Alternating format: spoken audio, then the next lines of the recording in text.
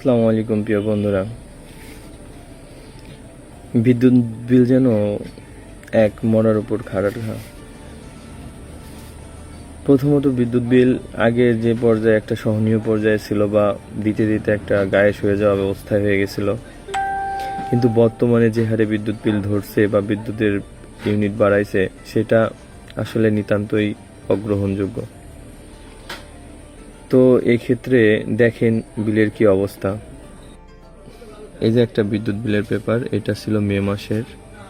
তো মে মাসে বিদ্যুৎ বিলের এরকম ধরা হতো যে প্রথম 75 ইউনিট ধরা হতো আপনার 5 টাকা 26 পয়সা, দ্বিতীয় 1 থেকে 125 ইউনিট ধরা হতো 7 টাকা 20 পয়সা, তারপরের 100 ইউনিট ধরা হতো হলো 7 টাকা 59 পয়সা, তারপরের 100 ইউনিট ধরা হতো এরকমভাবে ধাপে ধাপে অল্প অল্প পরিমাণে বাড়তো।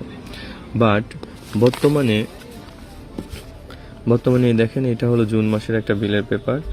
বর্তমানে ধরা হইতেছে প্রথম 75 ইউনিট ঠিক আছে 5 টাকা 26 পয়সা, এটা হলো আপনার কি বলবো। তারপরেরটা 125 ইউনিট ধরা হইতেছে হলো আপনার 8 টাকা 50 পয়সা, তারপরের 100 ইউনিট ধরা হইতেছে 9 টাকা 10 পয়সা, তারপরে ধরা হইতেছে 100 ইউনিট 9 টাকা 62 পয়সা। দেখেন দ্বিতীয় বা তৃতীয় দিকে খেয়াল করলে দেখা যায় প্রথম বর্তমানে ধরা হইতেছে 9 টাকা 10 পয়সা, তার আগে ধরা হয়তো 7 টাকা 59 পয়সা। কতটা ডিস্টেন্স! আমাদের মতো মধ্যবিত্তরা এই ধরনের চাপে হয়তো পিষ্ট হয়ে যাবে।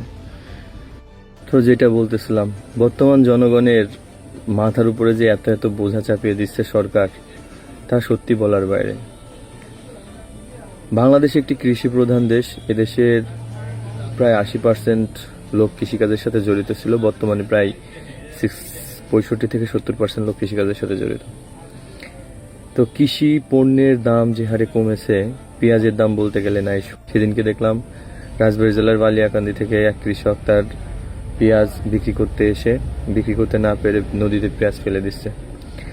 ধানের দাম নাই, মরিচের দাম নাই, কোনো কিছুর দামই নাই।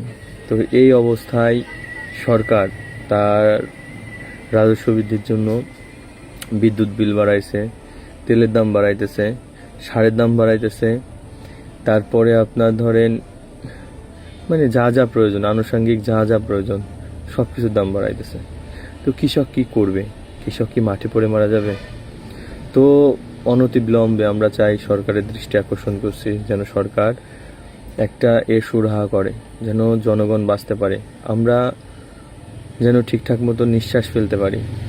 এই ধরনের বিল, এই ধরনের মানে জিনিসপত্র যদি দাম বাড়ে, আমরা নিঃশ্বাস ফেলবো কিভাবে? আমরা তো নিঃশ্বাস বন্ধ হয়ে মারা যাব।